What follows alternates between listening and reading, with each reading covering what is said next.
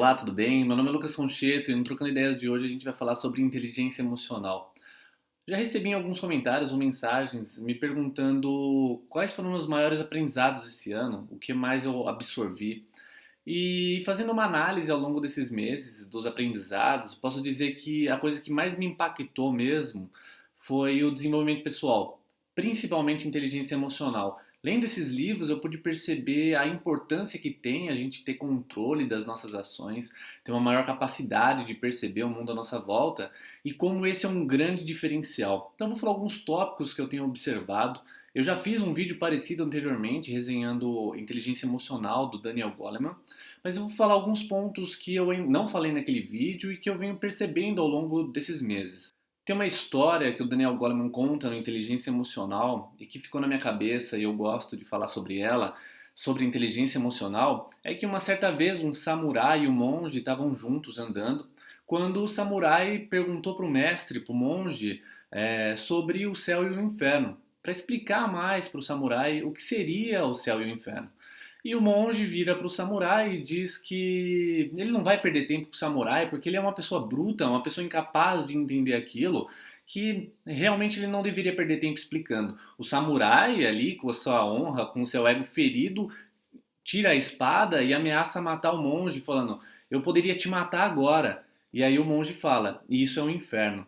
Então nessa hora o samurai ele se assusta e percebe, ele realiza o ensinamento do monge, do mestre, e ele agradece o mestre por conseguir fazê-lo enxergar o que era o inferno.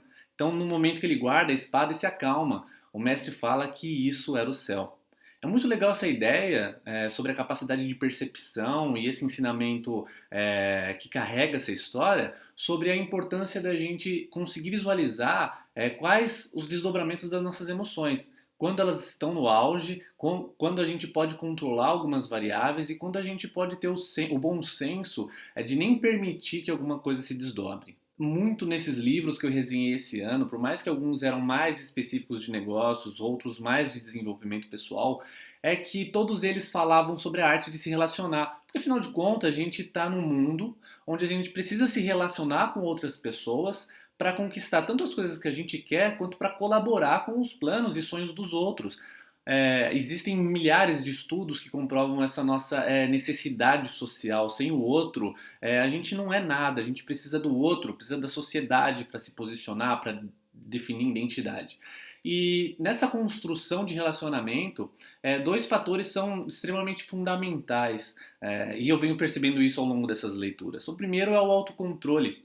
O autocontrole seria a nossa capacidade de antes de explodir, de antes de tomar uma decisão no momento de raiva, de fúria, de estresse, a gente realizar o que está acontecendo e o porquê a gente não deveria explodir. Esse é um processo super complicado. Algumas pessoas têm mais facilidade naturalmente a isso, mas essa é uma capacidade que pode ser treinada. A gente pode sim desenvolver diálogos internos, conversar internamente conosco quando a gente fica nervoso. Existe a técnica de contar até 10, que é justamente para você tirar aquele estímulo que está acontecendo numa região do seu cérebro que chama amígdala cortical, que é onde a gente recebe muito estímulo quando a gente fica estressado. Quando a gente desvia o nosso foco, aquela área do cérebro começa a ser menos estimulada, o que desvia a nossa atenção e a gente fica menos tenso e estressado. Então existem várias formas. A gente pode conversar com a gente mesmo quando alguém ultrapassa a gente, irrita, ou alguém cola na nossa traseira no trânsito, que realmente aquela pessoa pode ser uma pessoa que não realizou como ela é chata e como ela é inconveniente de fazer aquilo, ou é uma pessoa que está extremamente atrasada e que deveria ter saído mais cedo e acaba descontando em você, e que no final das contas uma decisão de calma é muito mais inteligente para a gente. Por quê? Uma decisão de calma, de não entrar num conflito de forma agressiva, preserva a nossa saúde, diminui a quantidade de estresse, a gente passa a levar com mais leveza o dia a dia. É claro que é muito fácil falar disso, o difícil mesmo é viver, porque os nossos surtos de raiva, de estresse, são muito repentinos e a gente tem pouco controle quando a coisa começa a desandar. Mas, como esses autores vêm trazendo nessas leituras que eu tenho feito, é que é o exercício diário, um pouquinho cada dia, ter um pouquinho de paciência cada dia nos condiciona a ter mais paciência no longo prazo, mais capacidade de suportar algumas situações. Tem um estudo que é muito divulgado nesses livros sobre a diferença de potencial do QI e do QE, que é o consciente intelectual e consciente emocional. Muitos estudos mostraram que pessoas bem-sucedidas, em sua grande maioria, têm muito mais inteligência emocional do que consciente intelectual. Isso é interessante porque a gente vê no mundo que existem muitas pessoas inteligentes que não prosperam. Não prosperam porque têm dificuldade de manter uma conversa, de criar um relacionamento, de ouvir o outro, de ser disponível. Todas essas são habilidades emocionais. E quando a gente tem muitas pessoas com QI alto, o grande diferencial delas vai ser a sua capacidade de relacionar. É a capacidade de reunir pessoas com interesses parecidos, gerar progresso, gerar um senso de união para desenvolver alguma coisa que seja muito maior do que se fosse fazer enquanto indivíduo. Então essa habilidade e essa capacidade emocional é um grande diferencial. Tanto é que esse estudo feito em Harvard por dois pesquisadores mostrou que no longo prazo as pessoas mais bem-sucedidas eram as pessoas que tinham mais facilidade de relacionamento. Isso não quer dizer que são pessoas badaladas, pessoas que têm muitos amigos, que fluem em vários círculos. Não, não é isso.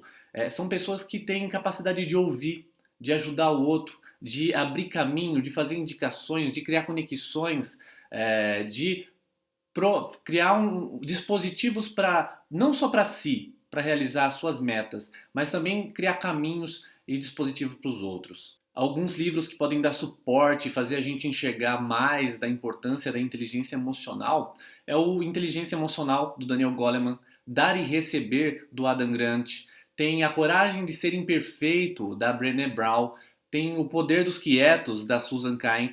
Tem muitos livros que ajudam a gente a enxergar a capacidade que tem a gente ter autocontrole, a gente desenvolver uma inteligência emocional. E no mundo moderno, no mundo de sobrecarga de informação, de muito estímulo, é importante que a gente consiga criar diálogo com os outros, consiga criar grupos, equipes que tenham capacidade de se comunicar, de ter tolerância às diferenças um dos outros e assim gerar resultados.